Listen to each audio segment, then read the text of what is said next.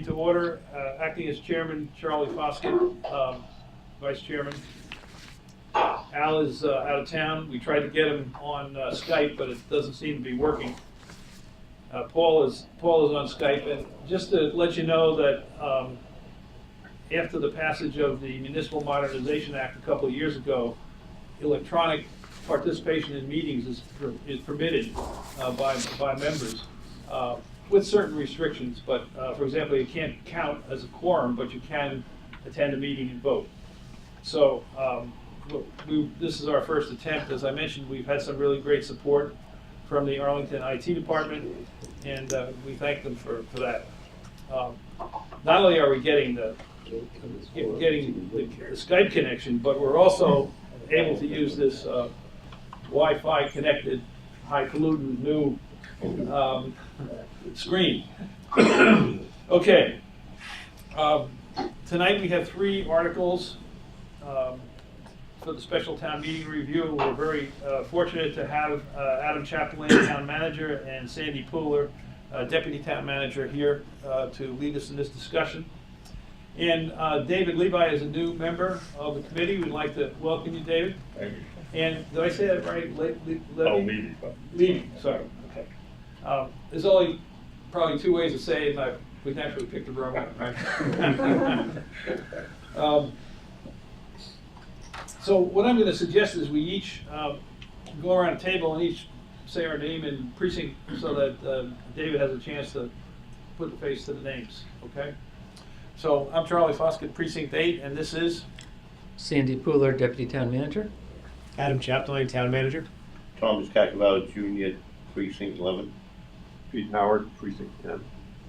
David Kenner, Precinct 21. Christine Deshler, Precinct 19. I'm David Levy. I live in Precinct 18, but I'm representing Precinct 20. Pleasant. I'm Jonathan Waller, Precinct 7. Alan Jones, 14. Darrell Harmer, 12. John Dyson, Precinct 13, but I'm representing Precinct 1. Mary Margaret Franklin, Precinct 5. Rohit Dubadi, Precinct 18. Thank you very much. So, Mr. Town Manager, do you want to? Oh, Yeah. First of all, Peter, is there a record here that we have a quorum? Yes. Thank you.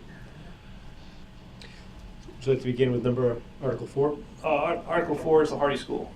Article 4 Is the parking? is the bylaw Yes. recommendation that is a main. Fine, let's start with Article 4, just taking a sequence of numbers. Okay.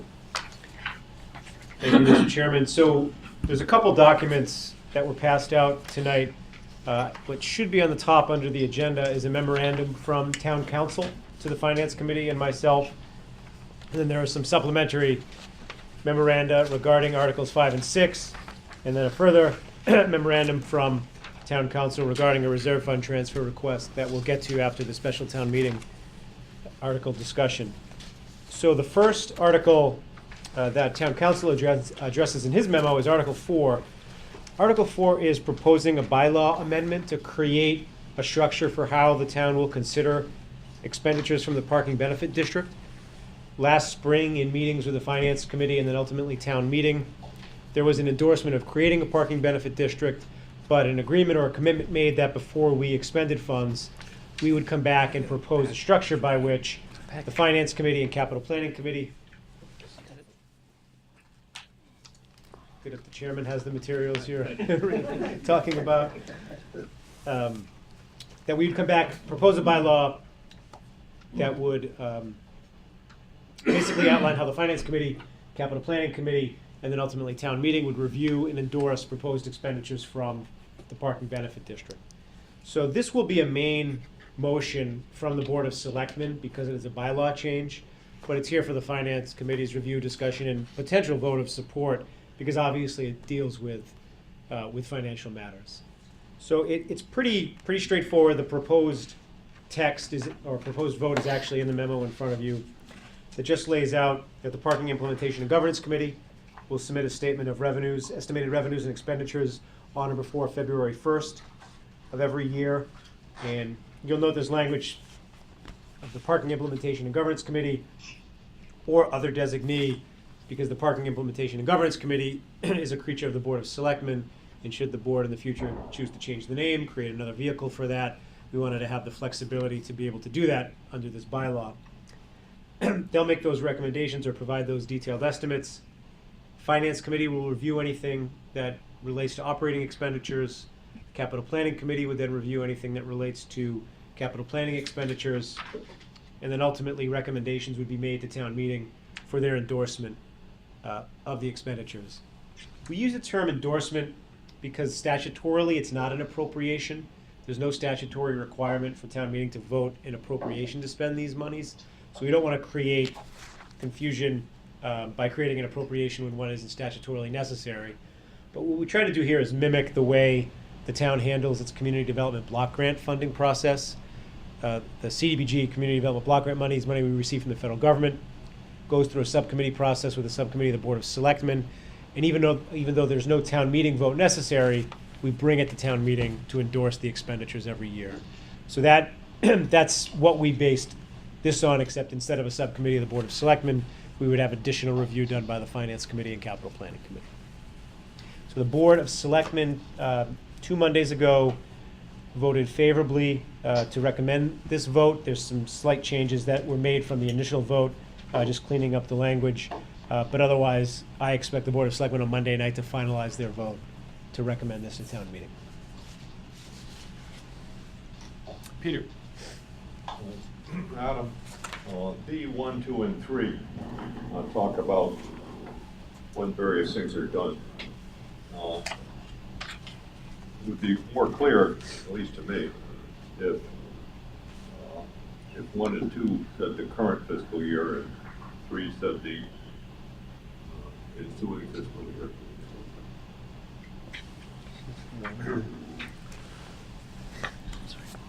On and one source, for example, starts out on or before February 1st of each year.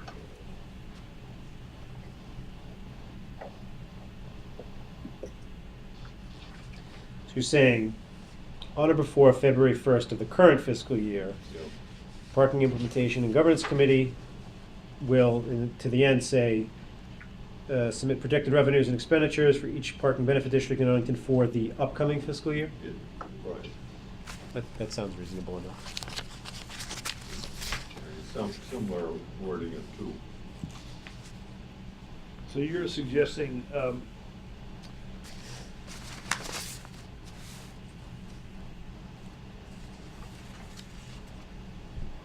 where does the first current go, Peter? I think he's suggesting saying on or before February 1st of the current fiscal year.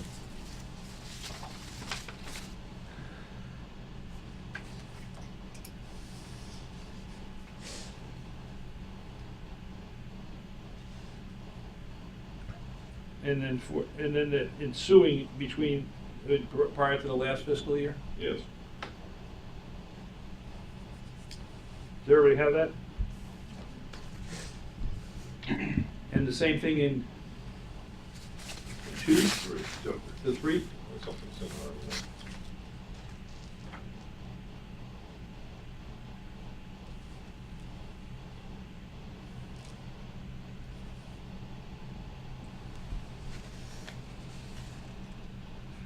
After expenditures in the first line, just say all proposed operating expenditures for the ensuing fiscal year. Yeah.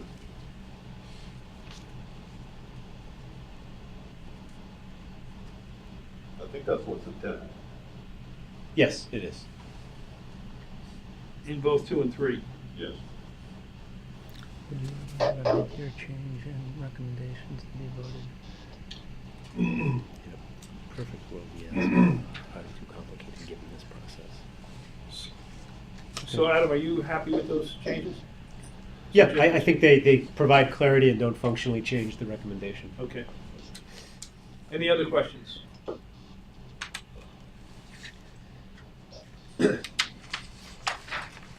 Is there a motion? So moved. Second. Second. So the motion has been made and seconded to support Article 4 as presented by the town manager with the amendments as proposed by Peter Howard in sections B, 1, 2, and 3.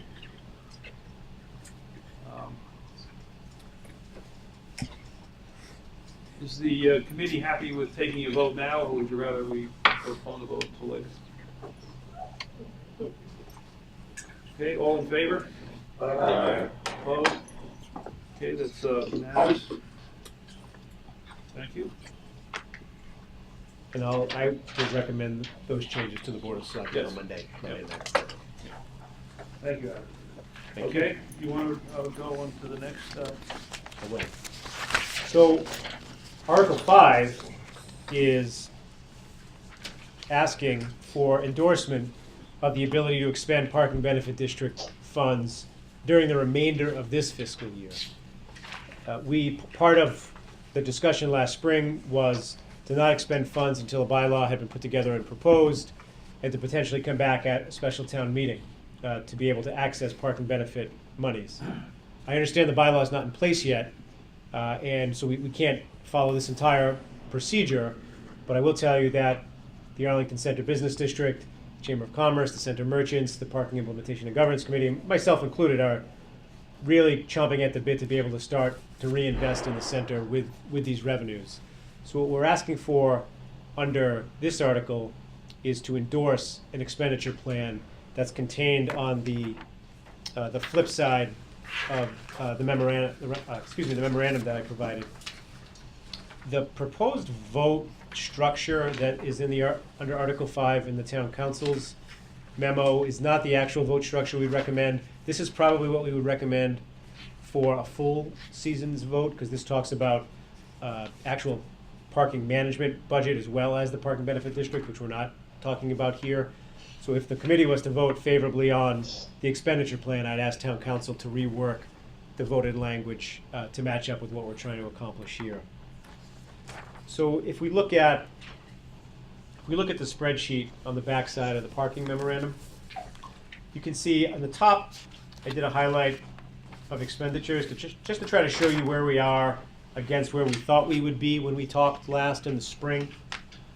So in the spring, our budget, our proposed budget for the whole parking management fund was $416,000. So there's credit card fees and technology fees associated with the software that supports the meters.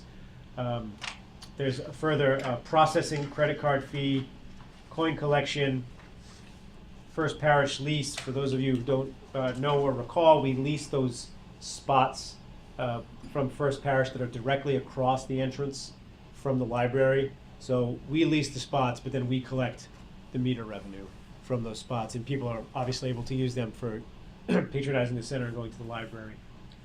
We then have the lease payments that we pay for the meters themselves. We have a share of the parking control officer's time, and then a share of the parking administration budget that's housed in the treasurer's office. And then the final number we carried was $150,000 for the parking benefit district. So if you carry over to the next column, you can see what we spent year to date.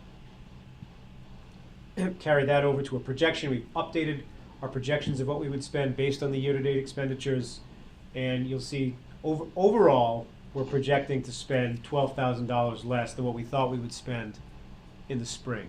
The majority of that is because we're not proposing to spend the full $150,000 from, more than the majority of that is because we're not proposing to spend the full $150,000 from the parking benefit district.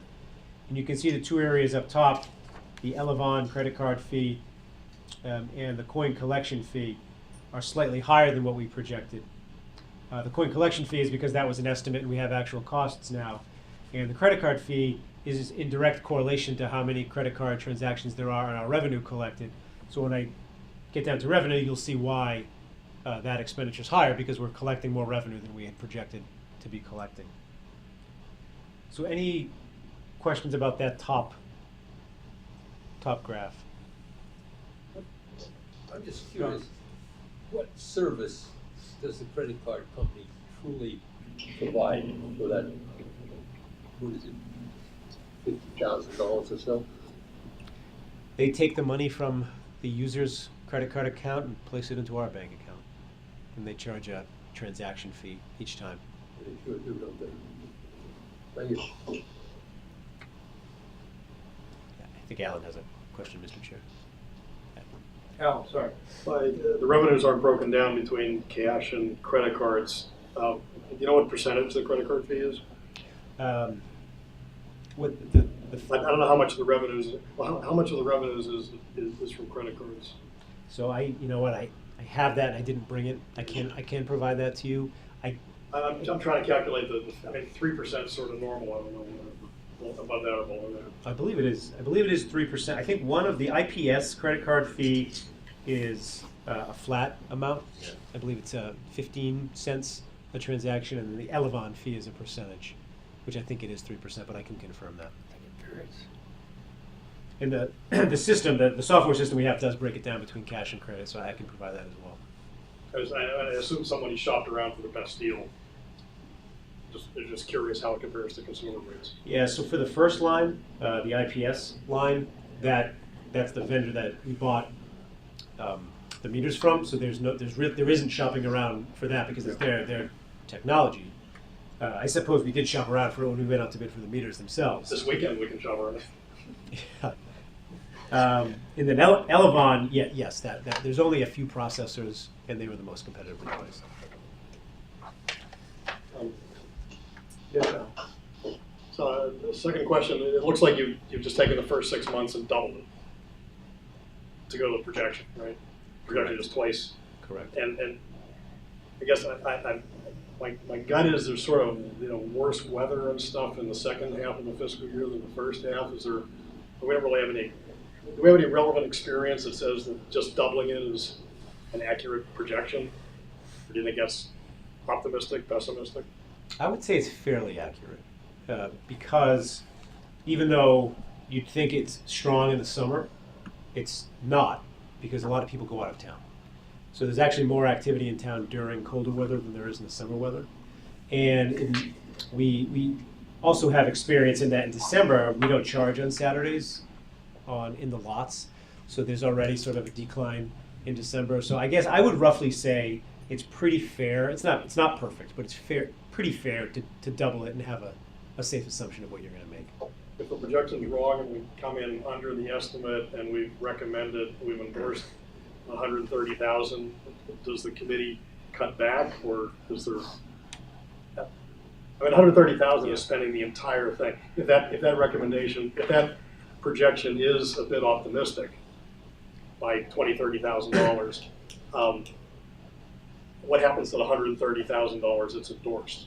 Well, let me talk a little bit about the revenue before I answer that question. So, if you go down to the next bar, these are the revenue projections. So we were projecting that single space meters would collect in a 12-month period of FY18 $300,000, and that the multi-space meters in the Russell Common lot and the Railroad lot would collect $125,000. You can then see through December 31st what we've collected in both single space and multi-space, so $173,000 for single space and $95,000 for multi-space. So if you double those, you can see we're actually projecting to collect a significant sum more than what we had budgeted up above. So we would have to, literally fall off the charts to not meet up with the $404,000 that we projected to collect above, because we're not asking to increase our parking benefit district money. We're only asking to access what we had previously budgeted. That will still come in under what we had previously budgeted for expenditures, even though our revenues are projecting to be much higher than what we initially projected. It looks like the surplus is about $130,000. Correct. Which is what we're estimating. No, you're double counting. Our surplus is $260,000. Not including the. That's right. Yes. I mean, he's counting the investment in these projects as a cost. Got it. So there's wiggle room there. I think Dave had a question. Dave. Are the revenues gross or are they net? Are they net of expenses like the collection card fees or credit card fees? Or Yeah, gross? so we carry all the expenses up here. So Okay, they so these are gross net. revenues? Yes. You said that Elevon was 3%? Was a 3% charge?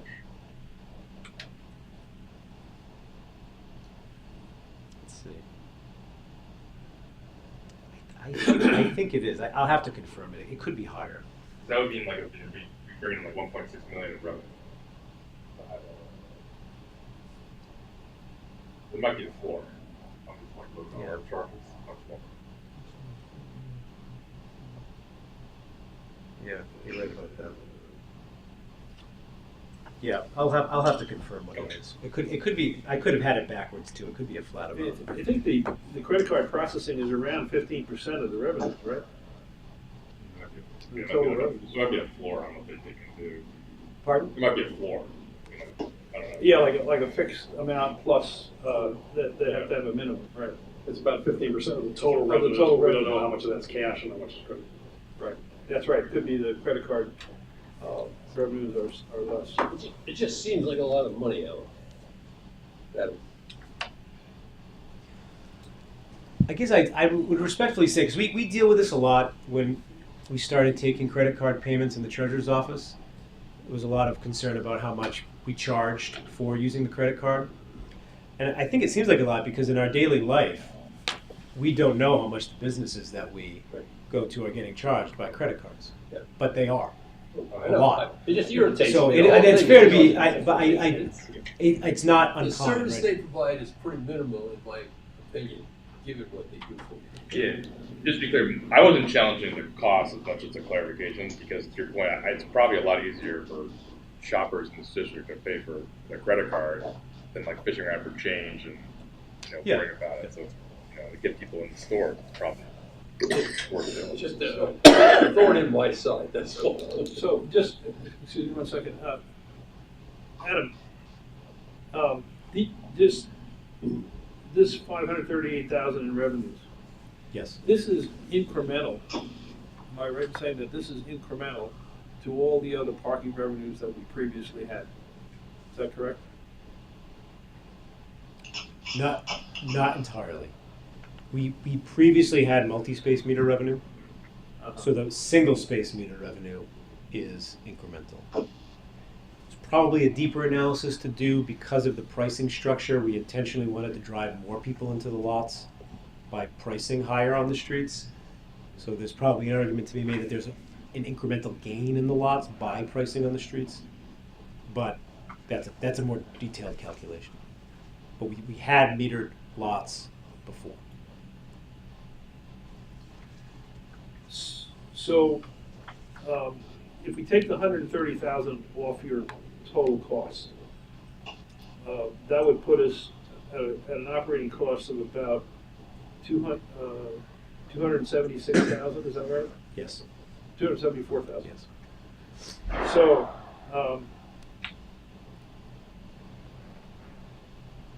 so the town is making, this is all an sort of an incremental investment, right? Except, no, that's not true, because the share of the parking enforcement and parking administration is a cost we already carry. We had carried that before. Yes. So it's another 100,000. So we're actually making an incremental investment of 170,000, roughly. I think that sounds right. So we're making, I'm just trying to address John's concern here. So we're making an investment of 170,000 that we didn't have to spend before, right? And we're getting somewhere, I would say, between 350 and 400,000 new revenues. Yeah, So, it's great. I mean, it's not a bad No, situation. I agree. I just object to what the credit card, just generally, I don't like what the credit card companies do. Any other comments? But I think I agree with you. I think it's really, we're really doing very well, in my opinion. That's great. Peter? Do I understand that the expenditures are going to be in FY19? No, so what we're asking for tonight in the town meeting is an endorsement of beginning to spend parking benefit district money in this fiscal year in FY18. So that's contrary to what you plan to do in the future. Correct.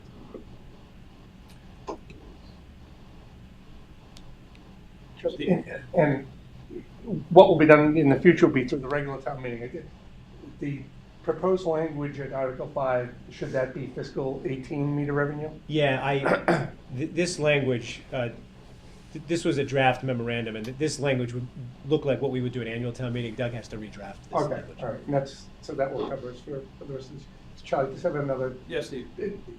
and because we're talking about the meters, is there any movement on getting an app for the, for those people who want to use it? Do you think that will come in place in fiscal 19? Or? Yes. Okay. Yeah. We've met with one vendor, we're gonna meet with another vendor, and I think the decision is what's the most cost-effective on the town side, and trying to figure out what's easiest for residents to use based on what other communities use. Okay. Which is, that's the hardest part. Boston uses something different than Cambridge, something different than Somerville, so Yeah. trying to figure out which one makes the most sense for Arlington. Okay, I think Boston and Cambridge are together now, but I think and- Boston's Park Mobile, Cambridge's yeah, but they Passport. live together for some reason. I'm on both of them, Yeah. and unless they're communicating really well, they both Yeah. know my cars are there. But another when Maybe my they're cars out when I charging go you on twice. the different apps. Just a question too on this multi-space revenue. That includes the spaces behind the library as well. Yes. Okay. Is there any way in the future, I don't know, just to me, it feels kind of harsh to park to go to your public library, but in the future, is there anything to stop this committee from earmarking revenues from those meters or the multi-space meter behind the library to pump into the library, or does it have to be like infrastructure type improvements? So the state law that empowers this wouldn't allow that, but I suppose there could be another concept we come up with where we put money into the general fund that thereby justifies library investments. That would Yep. be the way you'd have Thank to do you. it. Do you have an estimate for how much it would cost for the Russell Common parking lot construction? Because I know this says design. Well, so that's what we want to do. That's what the design would do. Oh, it's actual construction. No, well, we want to hire a designer to come up with a plan and cost estimate. Oh, So do you want me to jump into those expenditures? Yes, please, go right ahead. So the final box is the list of things we would like to begin spending money on in FY18. So the first one is Russell Common parking lot design. We want to hire a firm to come in and design improvements to circulation, improvements to the accessibility, the lighting, and just the overall aesthetic of Park Terrace that connects the Russell Common lot over to Medford Street, adjacent to Arlington Catholic. We want to improve lighting. We want to improve the landscaping if possible. So I can't intelligently tell you what that all will cost, with the two biggest sort of wild cards being what exactly we would do on Park Terrace, and then also how expensive it would be to get electricity out to do improved lighting. I don't have a good sense of where the current power runs. There is lighting there, but I don't know if it's sufficient to put more lighting in.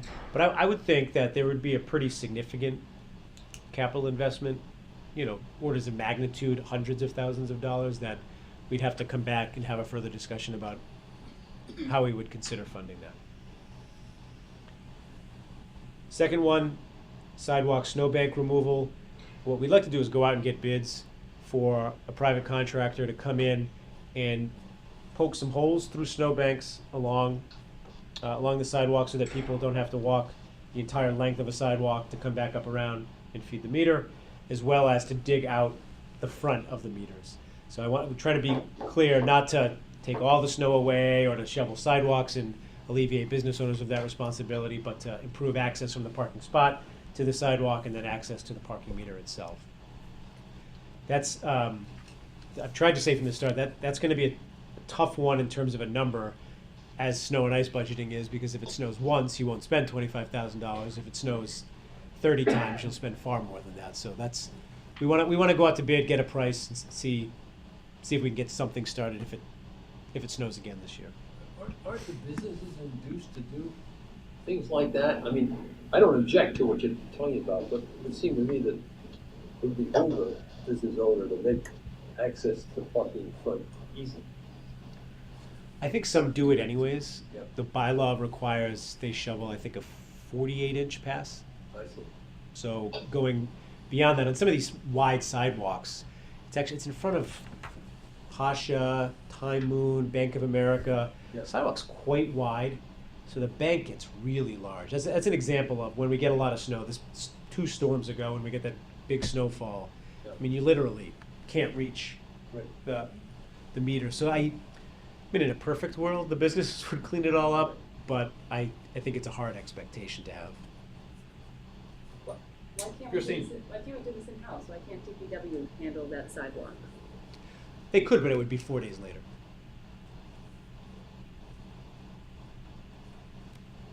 Why is that, Adam? So the priority is during the storm, streets. Then when the storm is over, after cleanup, they go to routes to school, cleaning up crosswalks and curb cuts. After that, they go to curb cuts in the business districts, then bus stops, then ADA parking spaces, and then complaints throughout the town. Okay, so there's a hierarchy of demand, and this would come at the bottom. Yep. Yes. And yeah, Margaret. also, I mean, a lot of the businesses do shovel that, but none of them shovel to your car. So like you Yeah. said, you have to walk all the way around. So having someone do that would be a huge convenience. Here.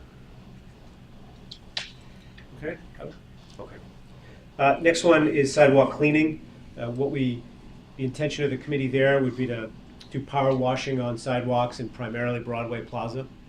We did power wash Broadway Plaza last year for the first time in a while, and it seemed to be well received. It did sort of freshen up the area a bit. So we wouldn't be doing, in that line item, we wouldn't be doing general sweeping or picking up litter because that is currently done by DPW, but this would be an enhanced service of power washing. Installation of bike racks. There's a few areas that have been identified where we would install. $4,000 would probably install, depending on the size and aesthetic of the bike rack, somewhere between 2 and 4 bike racks installed. They're surprisingly more expensive than you might think they would be. Replacement of benches. That line item is aimed at replacing the benches in Broadway Plaza. There's a number of benches, probably 6 or 8 benches in Broadway Plaza. There's 2 adjacent to the granite planter near the center of the plaza, and then there's a whole circle or row of benches along the granite wall near Mass Ave that are all in pretty poor shape. They're wooden, so they've degraded over time. So we'd like to try to replace those benches. The solar trash receptacle, as to not put a product placement in my spreadsheet, that's a big belly trash compactor. That's that solar trash compactor. We've recently purchased one with existing departmental money to put in Broadway Plaza. We'd like to purchase another one for the center, where not only do they help DPW not have to pick it up as often and add to cleanliness, we also are still continuously or consistently dealing with a rodent issue in Arlington Center, and having this closed trash receptacle will really help with that, because the rodents are able to access nearly any type of other trash receptacle that doesn't have a closing gate. For potential germaphobes, the very good news is I think the biggest limitation of those big belly trash compactors used to be that you have to put your hand on a trash can, a public trash can, to open it. They now have a foot pedal, so you can hit it with your foot and it'll open, so you don't have to touch the handle. I always open my bottle first. Yeah, exactly. And then the last one, removing heaved granite edges. For any of you who have been around Broadway Plaza, you've seen around the tree planting pits, there is a lot of, every one of them has heaved granite edges that create accessibility issues and tripping hazards. So we'd like to remove those, regrade, probably create a brick surround around those tree planters. Again, to try to make it more accessibly friendly. That of all of these numbers, that is one that we haven't priced out, so it could certainly be less than that amount, but I want to get that done. And business owners, ADA, the Disabilities Commission, a lot of people want to get that done, so I want to try to get that in there to get that moving. Peter? Do they want to go climb the tree? Why is the, I don't understand why the curve around the tree is a hazard. So, in general, the plaza it's not really designed well for accessibility. So the trees, the planters are in what otherwise would be walking paths. So if you're going from, say, Cafe Nero over towards the 87 bus, you have to maneuver your way through those planters. And so if fully able-bodied, probably not a huge hazard, but you could trip, right, if you didn't see it. But if you're in a wheelchair, if you have accessibility issues, trying to maneuver that area is challenging in general. Add in offset planters, and it gets even more difficult. Yes. Adam, does the Broadway Plaza district include Broadway in between the fire station and the American Airlines building? The park and benefit district? Yeah. Yeah, the limit is down to Franklin Street, yes. Because in terms of accessibility, I noticed that there's heaving in the brick walkway there, and several missing bricks, and I'm just wondering if there could be some expenditures to replace that sidewalk. Yeah, we would, at this point, I'd probably just look to DPW to make those repairs. You're talking about in front of American Alarm? Yeah. In front of the building or in front of the parking lot, or both? Both. Both. That whole stretch from Franklin to the start of the plaza. Yeah, so this is on topic but off topic. So we have the larger conceptual plan for Arlington Center that was produced in 2016.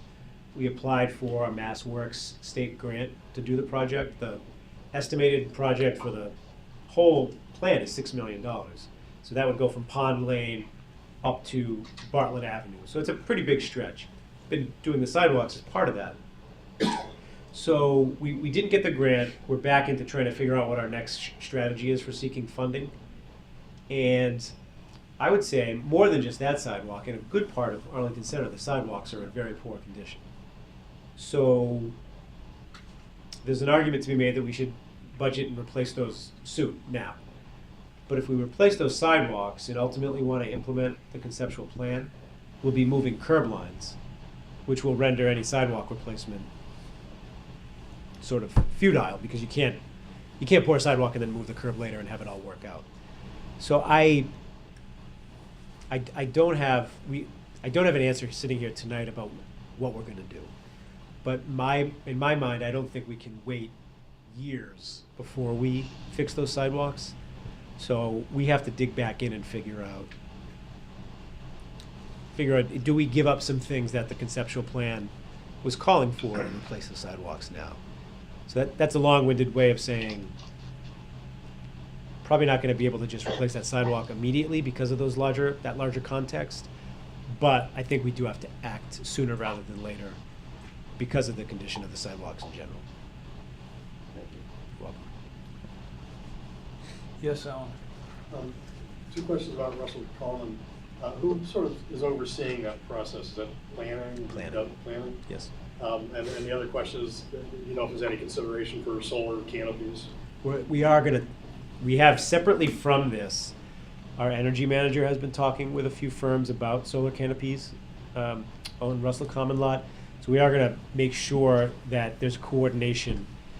We wouldn't likely do them as the same project due to procurement matters, but anything that we get designed there, we'd want to be friendly to the implementation of solar canopies.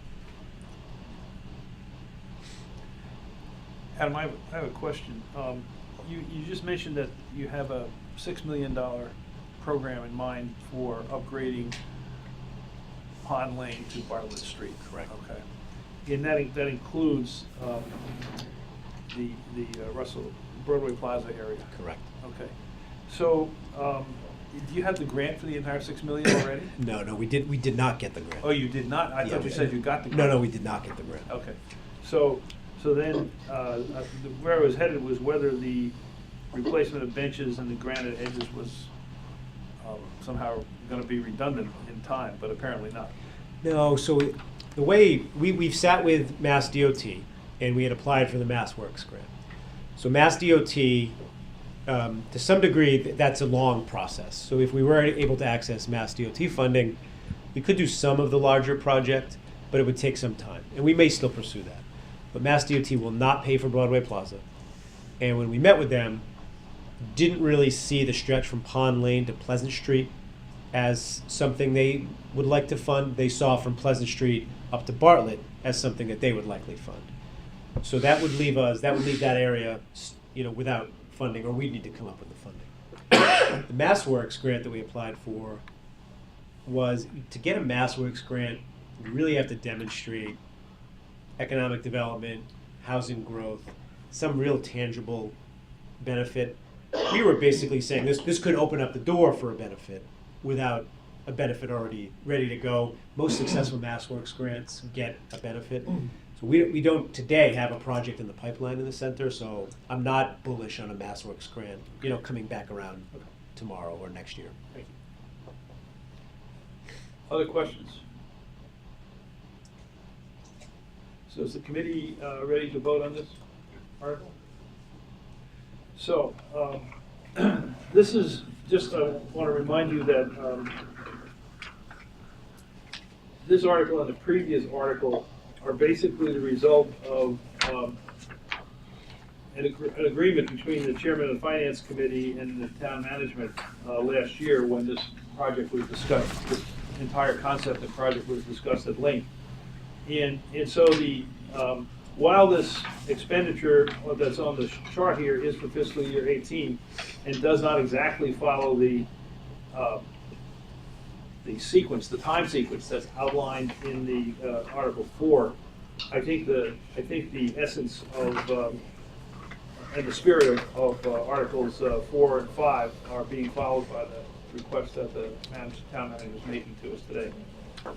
So, do we have a motion on Article 5? Sorry. Yes, Sorry. John. I'm just wondering what exactly you're being asked to vote on. We're being asked to endorse. Endorse We're being asked to endorse. $130,000. To endorse the expenditures of $130,000 as outlined on this sheet here. And if I could make a sort of a recommendation, it might be useful to point out, to break out these expenditures a little bit, to note that the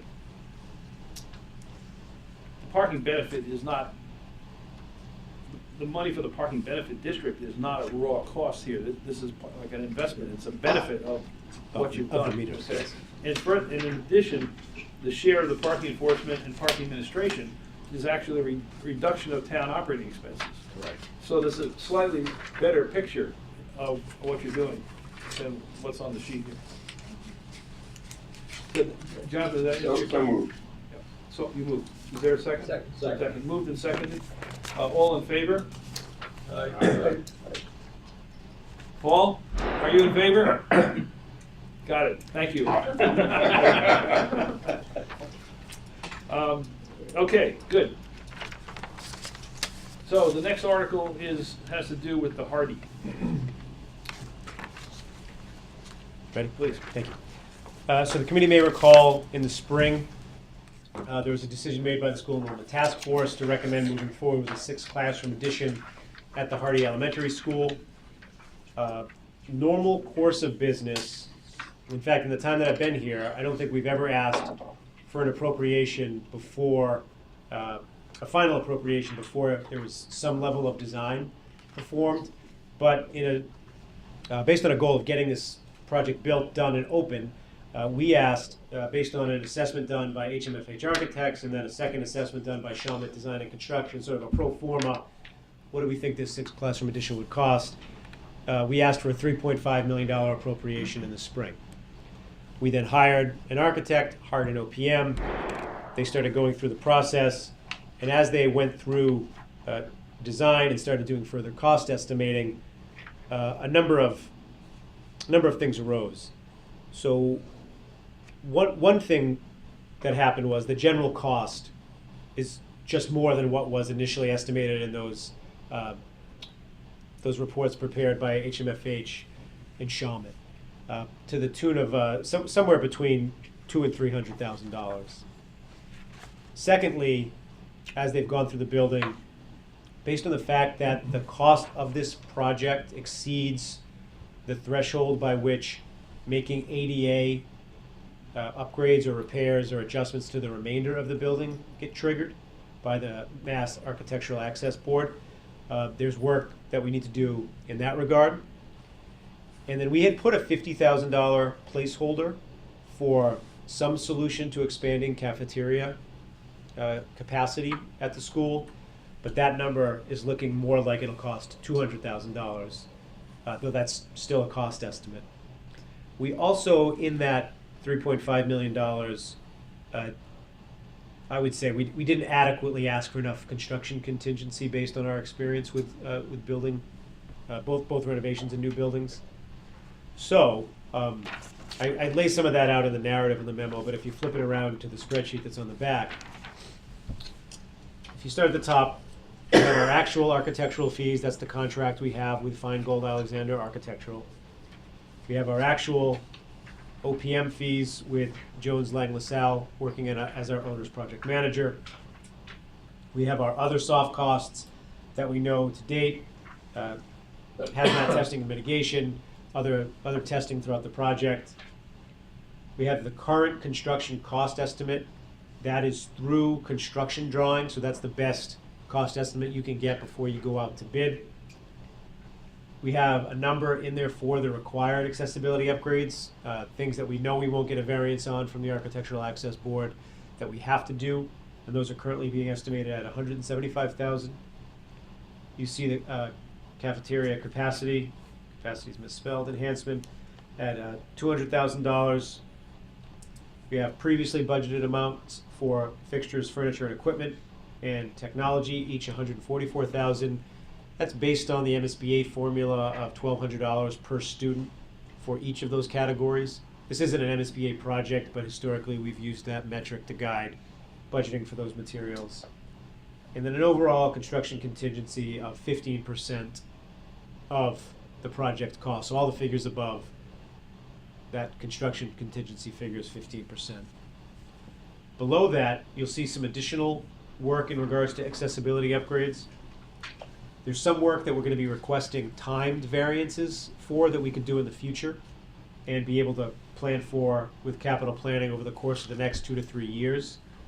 And then there's some further work that we're asking for variances outright for. I believe they're going next week. The architects are going next week to request those variances. So I've carried those in here as exposure or potential liability until we actually know what the status of those variance requests are.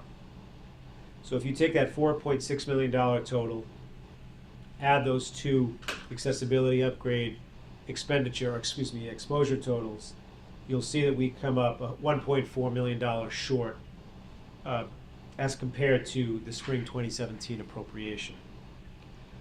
So the job is out to bid right now. We'll be opening up the final bids on January 30th so that they can then be vetted and have a final construction number that we can bring to town meeting. So I'm actually not asking for a final vote tonight. I'd be asking for us to be able to wait until just before town meeting to get those bids in hand and then make a final appropriation if the committee so chooses. So,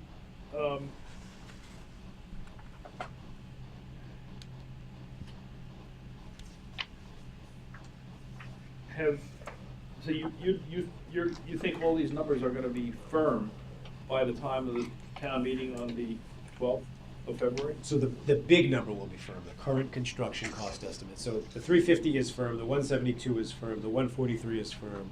The 2.7 will get firmed up when we get the bids in hand.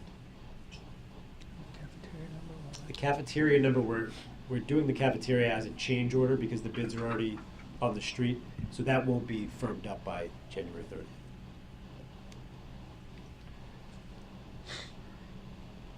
So the capital plan, as you know, your capital plan is carrying a $1.5 million bond forecast for this this additional funding. Correct. So what is it that you're actually asking from the Finance Committee? You're asking to support the 1.5 million? Are you asking to support 1.4 million? Or you're asking us to do nothing right now? Well, if the committee was so inclined to support the 1.5 million that's in the capital plan, that I wouldn't oppose that. I don't like to ask for more than I think we need, and when we have firm bids in hand, using those numbers can be helpful to maintain trust with both the committee and town meeting. That said, I think the PTBC has a good track record over a long stretch, and certainly in the near term, of turning back funds that we don't need for projects. So if the committee was comfortable in voting based on this presentation, that $1.5 million figure, with the commitment that obviously if we don't expend the funds, we'll turn them back for other purposes, I'd be comfortable with that. If the committee is comfortable, if the committee be more comfortable waiting to have bids in hand and considering a lower number or potentially a higher number, that could be an avenue as well. According to this wording, there are two numbers. One, I'm not sure what the. They'll be the same numbers. They're the same numbers. One is the appropriation and one is the borrowing authorization. They will be the same numbers once they're filled in. Okay. So, yes, John. Yeah, Charlie, so were you saying that the capital planning committee has already incorporated this new estimate? Well, we have to put together a 5-year debt service budget. Okay. And in the as we were closing out the year, we knew there was a number somewhere between 1 million and 2 million. We didn't know what the number exactly was. In the early part of January, the deputy town manager told us it was 1.5 million as an estimate. So that's been baked into the capital budget. We were not planning to. We don't present that capital budget now. We present that capital budget at the annual town meeting in the spring. But the bonding authorizations will have already been done for this, and we have in the debt service 1.5 million for this expenditure. So I was just trying to find out where the town manager was with respect to, and it's also in the capital plan that he's just published in this in the book, right? Yeah. So what's the sense of the committee? How would you want to approach this? I would Yes. just suggest that we probably have a meeting just before town meeting anyway. Why don't we bring the numbers at that time, or specific numbers, and we can throw it in? We'll do that. It really does depend on the committee's. Yeah, prerogative. I'm just trying to get a sense of where you want to go. I think we should wait. Okay. Let's do it later. Okay. So then I think we will not vote on this article tonight. I think the committee knows that the number is 1.4 million, 24,000. We should round that off, you know. You can't bond 24 cents. But so the vote will be as presented here in the document for articles, the language of the vote. And the number will be prepared for the committee, hopefully prior to the night of town meeting. Oh, definitely, definitely. We'll have numbers. We use this new online system that instantly tabulates the bids, so that becomes very rapid. But then it takes a couple days to call references to make sure that the low bidder is someone that we want to work with. So it frankly is the kind of thing where if it's a contractor that we've worked with before, have a high degree of confidence in, we could have a confidence in that number quite quickly. If it's not, it could take a little longer to call through the references and, not weeks, days. Paul, are you okay with postponing till the night of town meeting? Or, I think we can't hear you. You have to nod your head. Okay, good.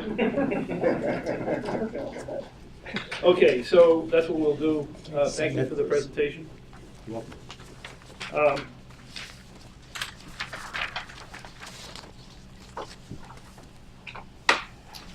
It does present it. Well, I guess we can. Alan, you're going to work with Liz on on the report from this meeting, right? For to town meeting. The town meeting. So perhaps when you get a chance, you should talk to Al Tassi. I'm not going to be around, okay? I'm going to leave town. And how to prepare the report without the numbers. Because we want to get that out let me ask you a question. Will you have the number before the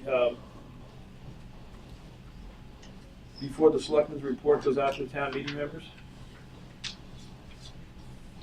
Probably not. No, okay. I mean, we often say, you know, to report at town meeting. Yeah. Yeah. Vote, so. Okay. Okay, thank you, Adam. And now the last item is you have a request for a reserve fund transfer. I do. Thank you.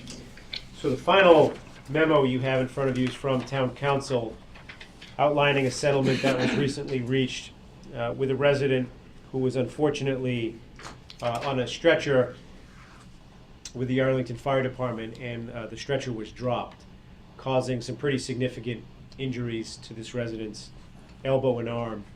So this has been a pretty long, protracted legal discussion between Town Council and this gentleman's attorney.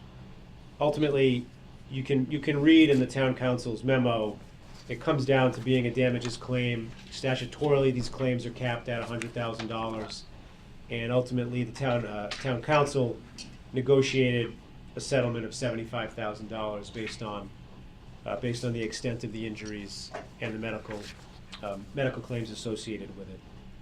So what we're asking for is a transfer from the reserve fund of $75,000 to be able to pay this claim. And I guess a little more background would be we don't really have a meaningful source to be able to pay for settlements like this. There is still, Sandy, is it $19,000? There's still $19,000 left in a fund that was created some number of years ago, I think before I even started here, called the Legal Defense Fund. And otherwise, Town Council has an operating budget, but that primarily goes towards work with outside counsel, labor counsel, environmental counsel, building construction counsel, and then maybe some smaller settlements or claims to be resolved, but nothing that would fund a matter like this. So we've settled this, we'd like to pay it, and that's why we're asking for the reserve fund transfer.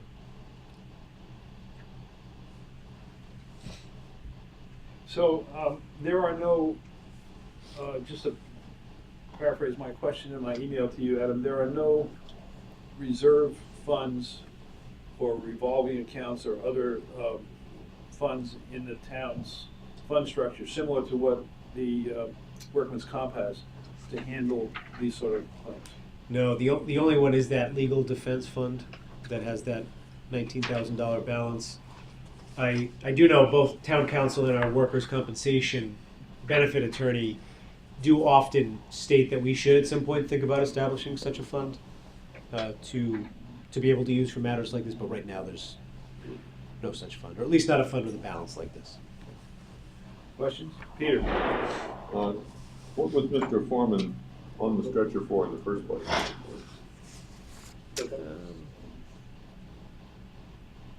I'm not sure that I know that. I'm not sure that I can know. Yeah, it's HIPAA. It's probably HIPAA protected. Right, that's a thing. Okay. Steve? Yeah, and is the 75,000 to pay Mr. Foreman to settle the case, or is there any funds in here to pay? Is there outside counsel involved as well? Yes. For the town? No. This is all in-house. All done in-house. Yes, All right, yes. so the 75,000 is just All the final amount Mr. to Foreman pay the did plaintiff this. and get it settled. Okay, thank you. David? On the $75,000 settlement, are there taxes then paid on that settlement by the recipient? I don't know the answer to that. Do you know the answer to that? I don't think damages are taxable. Personal No. injury, I don't think it is. A contract, if you were to sue on a contract, you pay taxes on that, but if you were suing on a tort, I don't think that is taxable. I just remember there's certain other liabilities that, yes, there was a settlement, but they had to pay a tax on the settlement. I just wonder what on this type of settlement. Al? Seems exactly the sort of thing that a reserve fund's set up for. It's a form of self-insurance. Is this something that other towns might have insurance to cover this sort of thing? Other insurance policies? Yeah, that I might think cover? there. I've only worked in communities that are self-insured, but I suppose we could, or our community could buy a larger liability policy for matters like this. In a private business, it would be an umbrella Yeah. liability. Yeah. Additional questions? Yes. Yes, Peter? Why not use that fund that's been sitting in the budget for, what'd you say it was, 16,000? 19,000. 19,000. Why not use it? That is a fine strategy as well. If the committee wanted to recommend draining that fund and offsetting this reserve fund transfer request, I'm not opposed to that. How do you spend the 19,000? I mean, in other words, do you have to get it approved by town meeting, or can you just write a check? It's already appropriated. It's so already it's appropriated, accessible. so it's there. Yes. What's the history of the use of that fund? Do you know? So Well, it hasn't been used for many years. we used a portion of it 25,000. last year, $25,000 as part of a settlement where we took a portion from that fund, a portion from town council's budget, and then a reserve fund transfer request. I think you were here talking to the committee about that. Before that, I have no recollection of expending anything from that fund.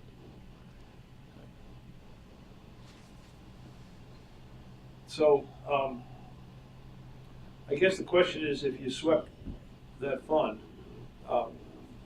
any additional settlement, you know these settlements are coming ahead of time. This is not something that pops out, on a day's notice, basically. Correct. That is correct. So, if we were to have future litigation during this fiscal year, for example, you would see this, any potential settlements coming, and you would seek an additional transfer from the reserve fund. That's right. So the reserve fund is essentially the stabilization fund for your litigation, among other things. Yes. Yep. Okay. So, any thoughts about using a combination of the reserve fund and the existing account? I'll call it an account. I don't know what it is exactly. Alan, if I hear a better definition of what the legal defense fund is for, what its purpose is. Is this the sort of thing it's supposed to be used for, or is it defined to be used for something else? So I believe it was established at some point to both pay for settlement costs like this and/or hire outside counsel if necessary for any manner of things that might So come it up. does seem like this is the sort of thing exactly that it was set up for. So I'm trying to elicit your clear statement that if we were to use that $19,000, it's not a concern, a management concern. No, it's not a management concern. I guess I would just restate that I'll probably be back here, if not in this fiscal cycle, next year, asking that we have a more detailed conversation about recapitalizing that fund. Okay. So, Steve, what's your question? I have a Look statement like later. No, I'm formulating a statement, but I haven't done that So yet. if we take all the money out of there, does that close the fund? I don't think it has to close the fund. Because if it did, what's that mean next year when you want to put some back in? You can always put more money back in. You're just emptying the piggy bank, but you still have the bank. Won't have to go in front of town meeting to, You would have to get an appropriation from town meeting to put money Okay, back. but It's a warrant article, a separate warrant but article. the account would still. Yes.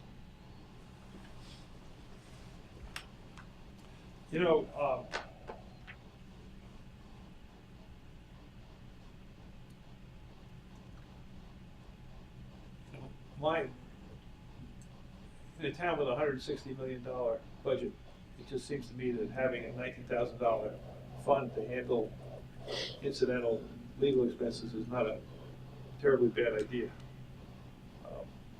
I don't know how. But what's the difference between that and having a reserve fund that they both can be used equivalently? why have two Not a funds if lot. you could have one, That's right, basically? yeah. So, would you entertain a motion? I would.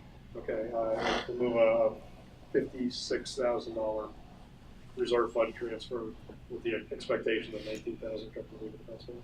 Second. Is there further discussion? And so 56,000 and the balance is 19,000. You have 19,000 in there, so that would get you to 75,000. Correct. Okay.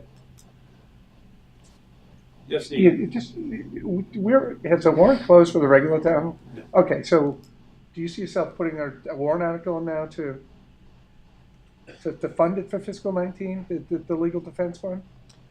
I think Sandy, Doug, and I probably have to talk it through. Okay. More to- All right, I can go either way, but it seems to me that if we have a legal defense fund, we should be funding it, and we really should be looking at either having more money in it or a certain threshold, Yeah. and maybe looking into an umbrella type insurance situation to the extent that we can. I don't know if we even, if we can. So for purpose of getting past tonight's vote, I could support this, but I think you really should come back to town meeting quickly and, think out having the fund available, because it seems to make sense to have that and just to identify it. And for whether it's outside counsel or whether it's just settlements, because as Charlie said, I mean, it's clearly not enough money, and maybe you don't want too much in there anyway, because if it's such a big concern, you're going to need a special appropriation anyway, but it seems like that should be funded. John. The difference is whether or not you call this body together to vote your money, right? Or not. Yes. Good. Seems to me that it's worthwhile to leave some money in there, just in case. I don't. So you don't have to call us together. Okay, so, well, there's a motion on the floor to I support deduce both. 56,000, take the 19,000 out. If we want to leave the 19,000 in there so the manager has future flexibility without going back to the finance committee, then we vote against that motion. And we'll have to take action on another motion which is not yet before us. Okay. Alan. So just reflecting on what Steve was saying, I think this probably should prompt a discussion about what's the purpose of that fund. I sort of have a problem with a dozen little reserve funds with different purposes, as opposed to a reserve fund that you can legitimately use for things like this. But whether it's insurance or whatever, I think it'd be a really good discussion to have, and maybe this will sort of catalyze that discussion. Because it sounds like you're not really sure what the fund was, why the fund was set up, and why we throw a couple $1,000 a year into it. I think there's already an annual appropriation, and we could debate over the number. It's sort of a nominal one. I don't remember that, actually. Peter, you had a question? Wasn't that on 25,000 in the past, or am I misreading? That's there was a special appropriation for a UGAR legal defense 2 years ago, but there's not been a $25,000 legal defense appropriation in my time here. No, I meant the legal defense fund. Yeah, I don't remember. I have no recollection of funding that. Did I infer correctly that this fund is seldom used?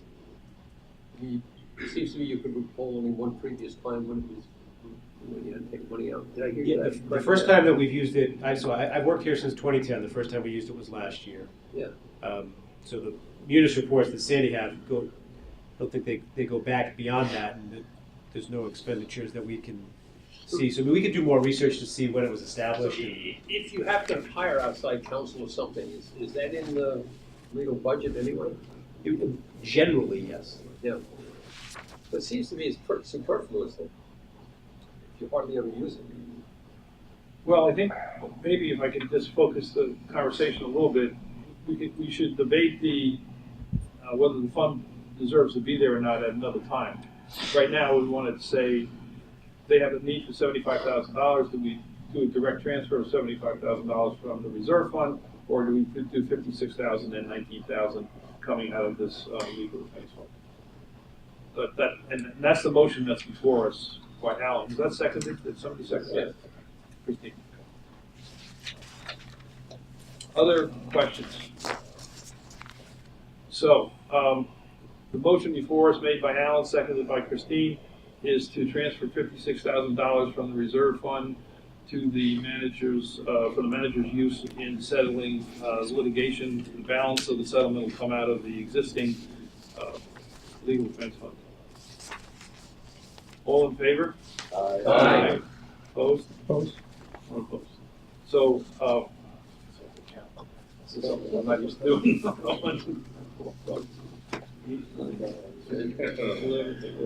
Paul is a yes. So 12 to 1. Paul is a yes also. Oh, yes, Paul, you're a yes? Yeah.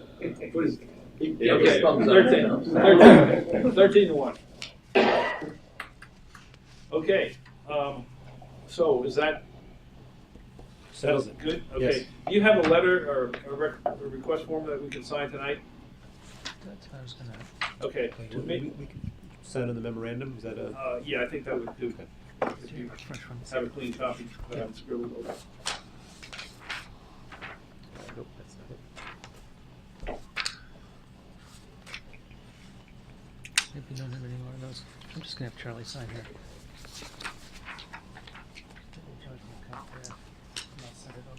Here, I found it. Okay. Is it? Yeah, he's got it. Yeah, that's fine. Thanks.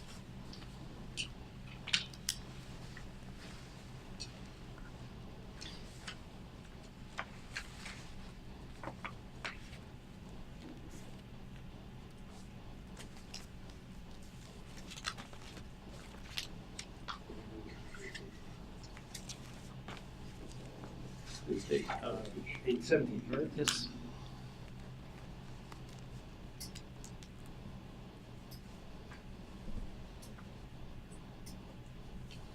Thank you, sir. Okay. Is there any other business that we need to attend to tonight? Alan? Never mind, I answered the question. I was gonna ask where the plaque was. Oh, okay, it's there. Yeah, I was telling David Good the story of the two plaques, came back at the last minute. Any other, since we have the manager and the deputy town manager here, this is a good chance to get anything off your chest. Look at the time. Okay, do we have a motion to adjourn? So moved. So moved. All in favor? All right. Thank you very much, everyone. Appreciate it.